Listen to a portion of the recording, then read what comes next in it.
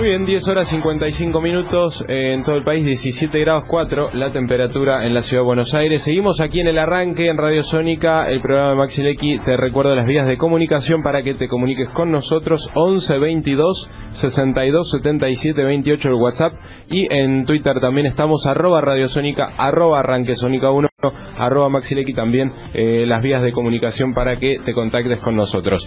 Bueno, está con nosotros Adrián Salvucci, él es el fundador del proyecto Segunda República. Agradecemos, Adrián, que te hayas acercado hasta aquí. Un gusto, para compartir la mañana con nosotros. Y bueno, preguntarte, para ya adentrar la charla un ratito antes de la tanda, ¿qué es el proyecto Segunda República, Adrián? Básicamente es una forma distinta, se basa en una forma distinta de interpretar el mundo, cómo opera realmente el mundo, cómo opera realmente el poder, quiénes son los que auténticamente manejan el mundo. Estamos todavía atrapados por el paradigma del siglo XX y XIX, que nos hace creer que el hombre más poderoso, por ejemplo, del mundo está en la Casa Blanca, y no es así. O sea, el poder público hoy ha terminado siendo y quedando subordinado al poder privado a nivel mundial, a nivel global. Podríamos hablar de una verdadera privatización del poder, donde de la misma manera que manejan un sistema bancario, manejan las corporaciones, manejan a los multimedios, ¿por qué no manejan también a los gobiernos? ¿De qué manera? Dándole la vía libre a aquellos candidatos que ellos quieren que lleguen al poder, porque van a ser desde el poder aquello que ellos mismos no digo mandan, porque son un poco burdo, pero les sugieren, les proponen, o para lo cual los han adoctrinado. Claro. Dicho eso, uno empieza a decir, bueno, ¿por qué Argentina está tan caída?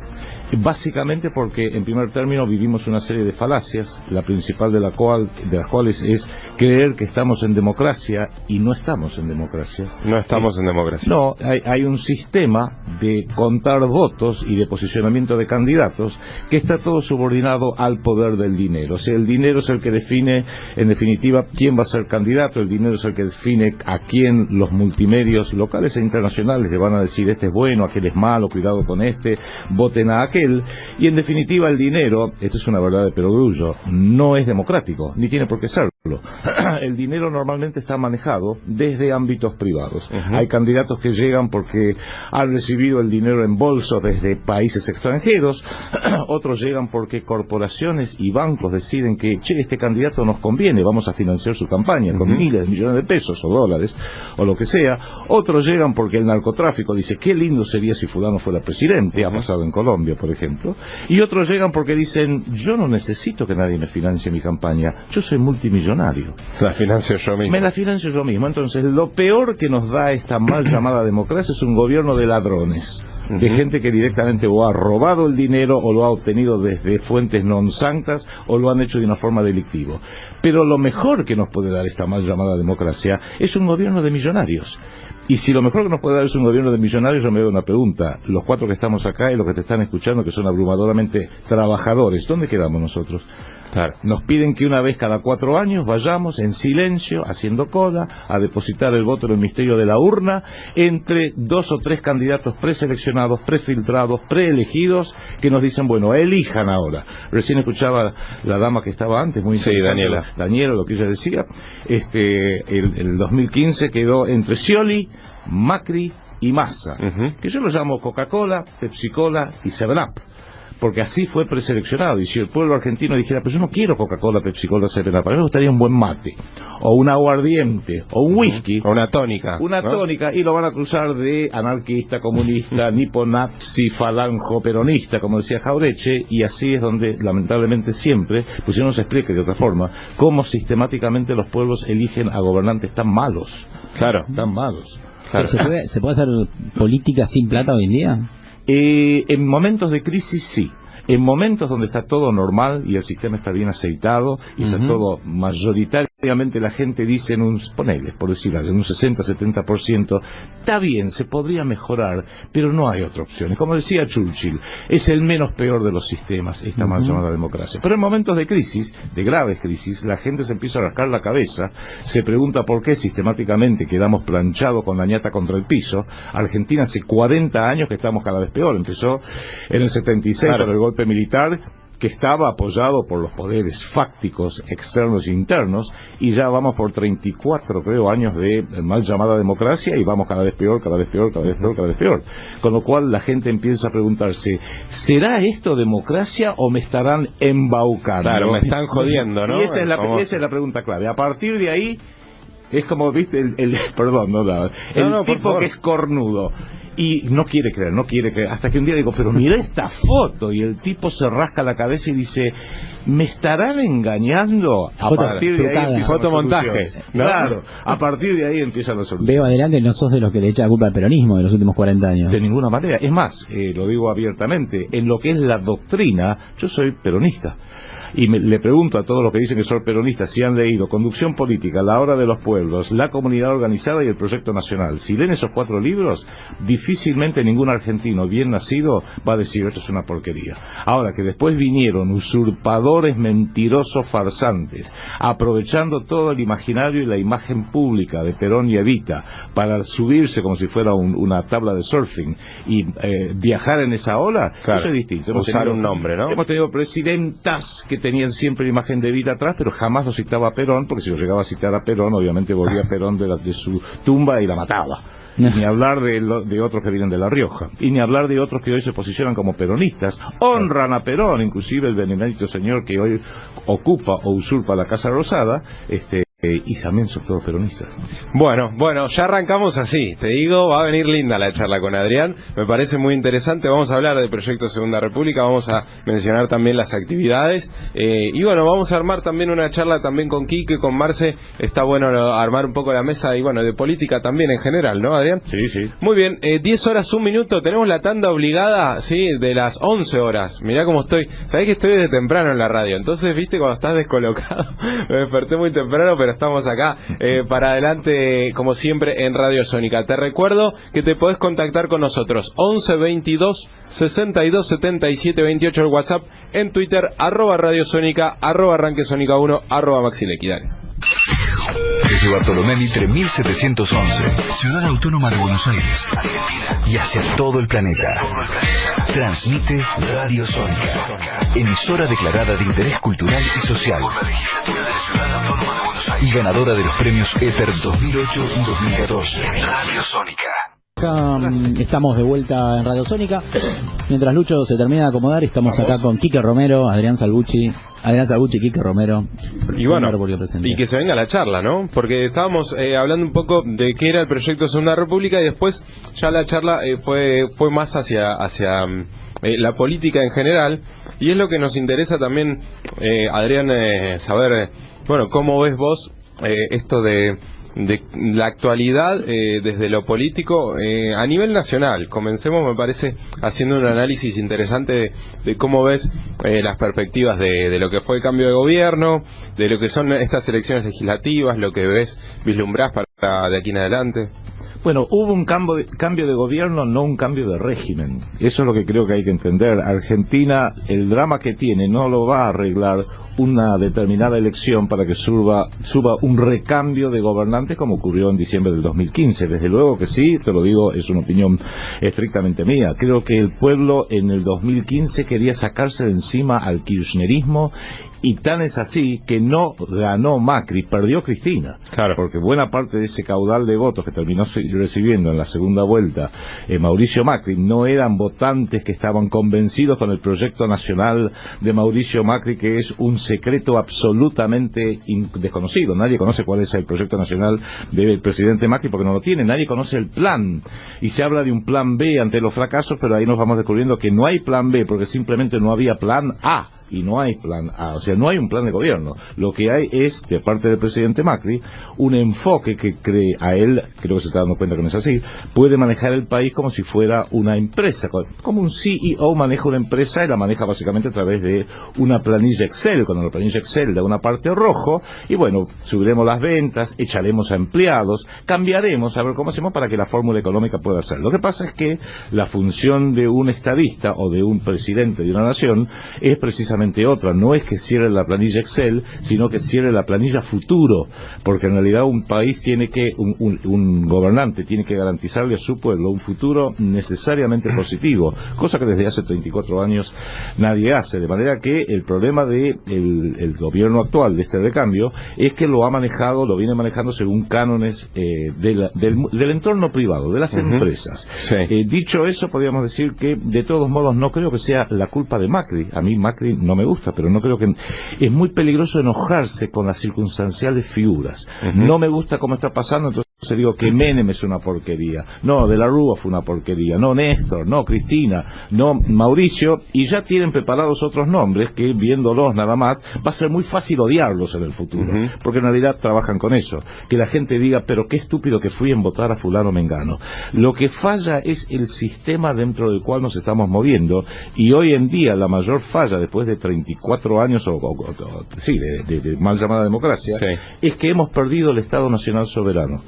El Estado Nacional Soberano es la única institución que tiene cualquier comunidad para promover el bien común de la mayoría del pueblo y defenderlo ante las amenazas especialmente que vienen de afuera, y no sé si se dieron cuenta que estamos en un mundo muy peligroso y hay muchas amenazas de todo tipo. Estamos viendo ahora una terrible que ocurrió en Inglaterra con este ataque terrorista, que es una de las tantas amenazas que pueden venir de afuera, a veces con la colusión interna, ¿no? Claro. Exactamente. Entonces, al no tener un Estado Nacional soberano, porque lo que llamamos el Estado argentino fue erosionado para que hoy cumpla la función de un ente de administración colonial, entonces sí, evidentemente, ocupe quien ocupe la Casa Rosada, los escaños en el Congreso, incluso la justicia, no lo van a hacer pensando ya por una propia deformación en el bien común del pueblo y en la necesidad futura de la nación argentina, sino probablemente en base a intereses foráneos. Que antes, cuando éramos colonia, por lo menos podíamos decir estos españoles, estos godos malditos, o los norteamericanos decían estos ingleses de porquería que venían con sus sacos rojos, los podríamos identificar con una sede geográfica, Londres, Madrid, la sede, la metrópoli. Hoy en día no, hoy somos colonia de una entelequia privatizada, global, que la tecnología ha hecho redundante que siquiera tenga un centro geográfico, está en todas partes y no está en ninguna.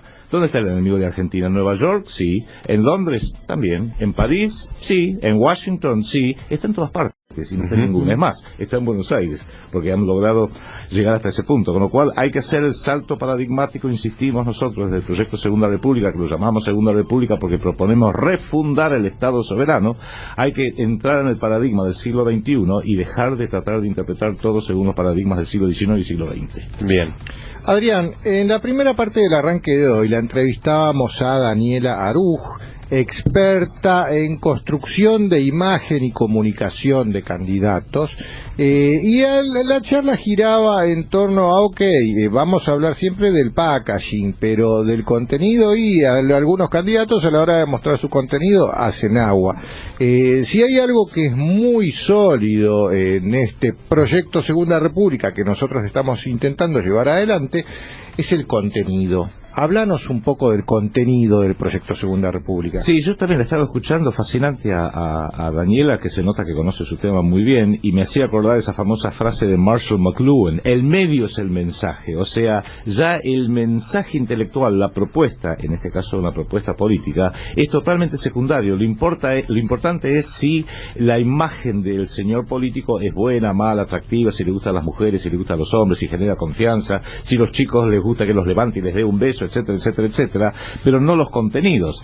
Y hay ciertas cosas que no las podemos hacer en base al mensaje. Si uno va a un aeropuerto y va a tomar un avión y le muestran al piloto y dice, mira, este viejo es feo, pero sabe pilotear este 737, y no podemos decir, bueno, pero acá viene un tipo mucho más joven que se parece a Brad Pitt, y si lo dejamos a él pilotear el avión, y mira esa chica qué bonita, es más, tiene una figura hermosa, y si la dejamos a ella pilotear el avión, y creo que el sentido común nos diría, no, deja al viejo ese feo que parece que sabe a volar aviones, que él haga su tarea y no lo elijamos por la mera imagen, por más que los otros dos pudieran tener una mejor imagen.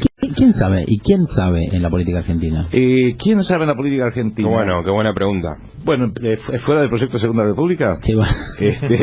Mira, no, te digo, es una chanza, pero sí, quién sabe, los que saben no son escuchados, y los que no saben, alguien en alguna parte, acá y afuera, le dan micrófono y cámara para que solamente ellos sepan. Te voy a dar un ejemplo más chiquito.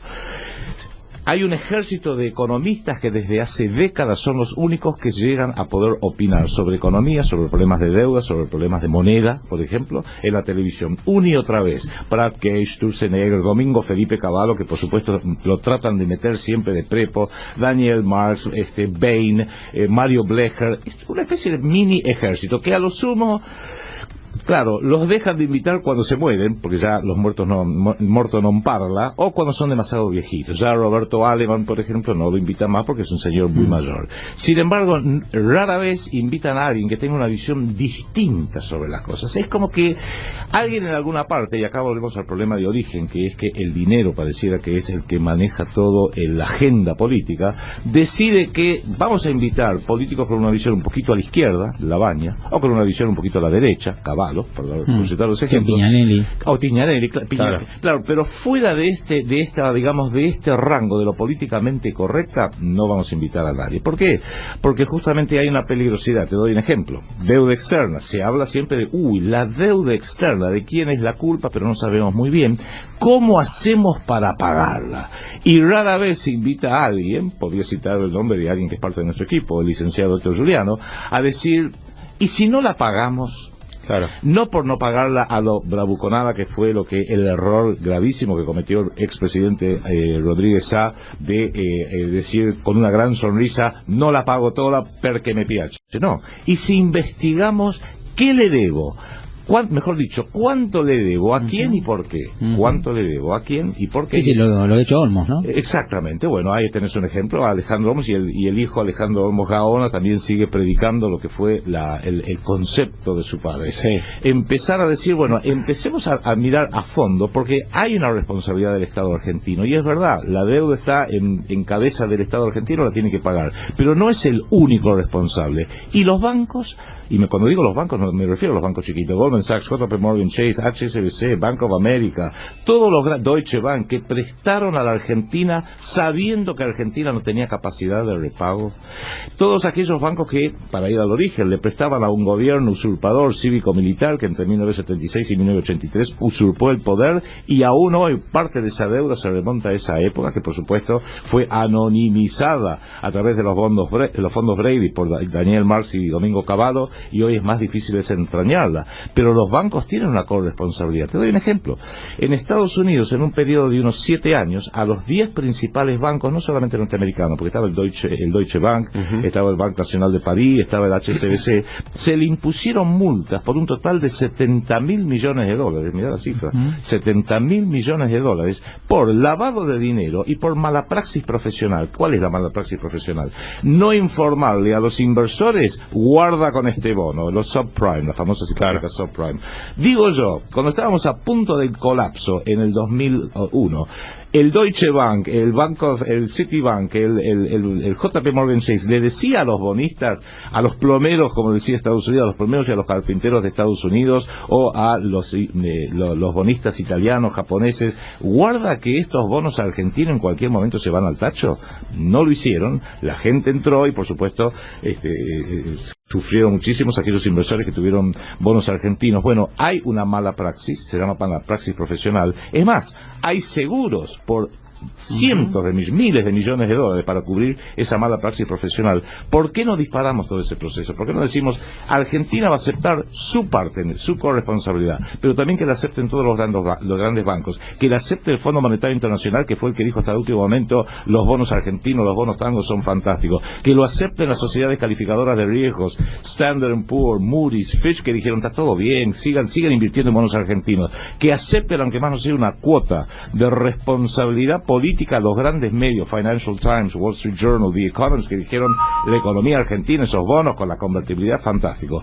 ¿Por qué solamente lo tenemos que hacer nosotros? Claro, esta idea, que es una de las propuestas del proyecto Segunda República, no la va a proponer el Fondo Monetario Internacional o el Banco Citi, la tenemos que proponer alguien en la Casa Rosada o un Congreso. Y ahí volvemos al principio, muchachos.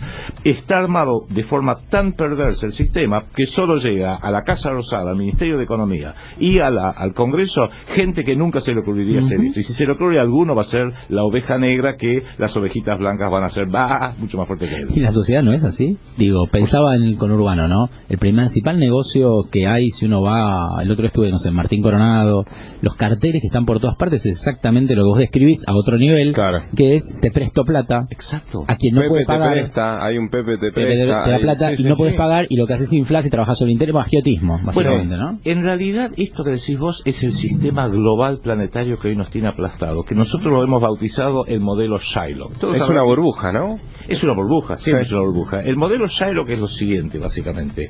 Shylock por el personaje, el usurero en El Mercader de Venecia de William Shakespeare, que se hizo una espléndida película, Al Pacino y Jeremy Irons, que llevará cuestión de 10 años, 10, 15 años. ¿Cuál es la función? Porque ahí explica bien. Hay una deuda, se impone una deuda. Y se impone una garantía, en este caso serán 3.000 ducados de deuda, estamos hablando de Venecia siglo XIV, y la garantía era una libra de carne del mercader, que era un honesto trabajador, Antonio. Las cosas le van mal, no puede pagarla en tiempo y forma. La deuda, ¿y qué exige el usurero? Exige la libra de carne. Y hoy en día ese es el modelo. ¿Por qué a Argentina le siguen prestando por más que ya tiene una incapacidad para pagar? No porque no seamos un país rico, sino que dentro de estas reglas de juego, dentro de este sistema de la usura, Argentina jamás va a poder pagar la deuda externa como está planteado hoy en día. Cuando vemos relación ingresos tributarios, ingresos por el comercio internacional, monto de la deuda. Entonces se capitaliza, se recapitaliza, el anatocismo, se capitalizan los intereses, lo cual es absolutamente perverso. ¿Por qué? Porque al igual que Shylock quería, al final, cuando se hace un juicio, le dicen, te pago 10 veces más la deuda. No, yo quiero la garantía, quiero mi libra de carne porque para fecha tal no me pagó no me devolvió el préstamo. Entonces prepara el cuchillo para cortar la libra de carne. Hoy en día es lo mismo, la libra de carne, en última instancia, en el caso de Argentina, creo que es parte del territorio, la riqueza, control sobre el territorio, especialmente en la Patagonia, y ha sido en los últimos 30, 40 años, desde luego a partir de Menem, quizás a Alfonsín acá lo zafa un poco, pero a partir de Menem Cavallo, ha sido el control integral del sistema del Estado argentino. O sea, reforma del Estado, abrir las privatizaciones, suscribimos una ley en 1990, la famosa ley suscripta en Londres, que fue un tratado de claudicación ante Gran Bretaña, que fue lo que permitió después las privatizaciones, y quedaron con absolutamente todo, se desmantelaron las Fuerzas Armadas y se destruyó el sistema educativo para que el pueblo no tome conciencia de las cosas terribles que le están haciendo, no los de afuera, porque sería fácil decir, lo que nos hicieron los ingleses, no, claro, internamente. La seguidilla de cretinos que va ocupando la Casa Rosada, claro, y los claro, ministerios y por ende también el Congreso. Es un sistema muy bien urdido, muy complejo, y cuanto más complejo es un sistema, más difícil es entenderlo. Entonces la tarea nuestra es ir explicando, mira cómo funciona esto. Es como alguien diga, che, esto es mágico, este auto, porque anda solo. No, para. Voy a levantar el capó, te voy a explicar. Acá está el motor, acá está la caja de cambio, acá están las ruedas, acá está el sistema de dirección, y lo que parece mágico porque uno no lo entiende, o incomprensible por su complejidad, cuando alguien lo explica uno dice, no era para tanto. Bueno, nosotros tratamos de explicar justamente el sistema de deuda, el mecanismo, para que la gente vaya entendiéndolo, y hasta ahora nos vienen acompañando. Bueno, volviendo a lo de nuestro contenido del proyecto Segunda República, todo lo que vos acabás de explicar es lo que nosotros hemos denominado el segundo pilar. Moneda soberana, sí, señor. ¿Cuáles eran los otros cuatro? Brevemente, así quien nos está escuchando del otro lado se va con una idea muy concreta de qué es Proyecto Segunda República. Y pido disculpas, muchachos, porque sé que ahí el tiempo es terrible. No, por favor. Nosotros hicimos un análisis de cómo funciona este mal llamado sistema de globalización, que es un sistema que nos arrastra hacia un gobierno mundial, lo más que la Unión Soviética hubiera sido un poroto al lado de esto. E identificamos que le tienen pavura a tres cosas. primero, a el Estado Nacional Soberano, que los pueblos recuperen su Estado Nacional Soberano, primero de todo. Segundo, a que use moneda soberana emitida por el Estado, es complejo de explicar, pero sin interés. Tercero, a que los pueblos y la gente rechace, lo que decías vos hace unos instantes, que rechace el concepto de endeudarse para seguir viviendo, rechazar el concepto de deuda. Cuarto, hacer política sin dinero, hacer política con un soberano desprecio por el dinero. Y quinto, que quizás es el más importante, last but not least, que la gente vuelva a los valores, al trabajo, a la solidaridad, a la familia, al no robarás, al no matarás, a hacer las cosas como lo hace toda persona, hombre, mujer, bien nacido, no solo en Argentina, sino en cualquier parte del mundo. Y nosotros dijimos, si estas son las 5 cosas que le tiene miedo este sistema mundial, porque al adoptarlos los pueblos se liberarían de ellos justamente, este sistema de dinero privatizado, nosotros, que es lo que dice Enrique Romero, los levantamos como nuestros 5 pilares: restaurar el Estado Nacional Soberano que hoy no tenemos, recuperar la moneda soberana para que el Estado pueda expandir la economía sin recurrir a préstamos. Tercer pilar, rechazar el concepto de deuda e investigar a fondo la deuda externa, que hoy es el condicionante más importante que tiene la República Argentina. El cuarto pilar, hacer política con un soberano desprecio por el dinero, que es lo que hacemos nosotros porque no nos queda otra, porque nadie nos da un mango. Y quinto, volver a los valores. Tomar como pilares propios aquello que nuestro adversario, nuestro enemigo, que es el enemigo de todos los pueblos, no solamente de Argentina, le tiene miedo o quiere o odia, por así decirlo. Y a partir de ahí lo vamos tratando de explicar de la forma más llana, simple posible, de mayor a menor. Y bueno, eso es el proyecto Segunda República, sentido común aplicado, no hay absolutamente nada nuevo. Si alguien del PCR, del proyecto Segunda República, le dijera, no, lo que pasa es que nosotros hemos inventado algo genial, brillante, que a nadie se le ocurrió, no. Estamos volviendo al sentido común, claro, a lo que nunca debiéramos haber dejado de hacer. Bueno, muy interesante porque fuimos tratando todos los puntos. Nos quedan unos minutos, Quique. Estaría bueno poder repasar algunas cuestiones internacionales. Ya que lo tenemos a Adrián Salmucci acá. Dos temas, si querés, hacemos. Que es mucho más experto que yo. No, pero pero vos sos nuestro columnista, Quique Romero. Él es mi maestro, lo reconozco. Quique, dos puntos, si querés. Tenemos 5 minutos. Sí. Tenemos que hablar Brasil y tenemos que hablar lo que sucedió ayer, en Manchester, ¿sí? En Gran Bretaña. Bueno, en un recital, un atentado, ya se lo adjudicó ISIS. Bueno, muertos. Si querés, comenzamos por lo más reciente. Terrorismo. Ok, el terrorismo como nueva forma, ya surgió desde el 2011, desde el 2001, perdón, sí. ¿No? Como nueva forma de imponer un enemigo que no está en ninguna parte y está en todos lados. Terrorismo. Adrián, anoche, Manchester, ¿cuál es tu primer análisis? Estamos escuchando justamente a Ariana Grande en el recital de ella, justo el operador bien fuera del aire nos comentó, bueno, en un recital de ella es donde sucede el atentado y ya hay alrededor de 25 muertos confirmados. Sí. Esto que estamos escuchando es lo que se estaba sucediendo en ese momento, ¿sí? 33, ya están actualizando ahí las cifras porque también esto va minuto a minuto. Qué horror, porque son todos chicos jóvenes. Claro, por eso el estilo de música, y por eso lo queríamos pasar 2 segundos, es también un estilo juvenil, ¿sí? Un pop más juvenil, bueno, que pega directamente también en jóvenes que estaban allí en Manchester. Vos fíjate que acá lo que tenemos es, ante un sistema globalizado, con un esquema de poder también globalizado y privatizado, toda globalización, todo esquema de poder necesita tener un enemigo para poder mantener la cohesión de la propia tropa.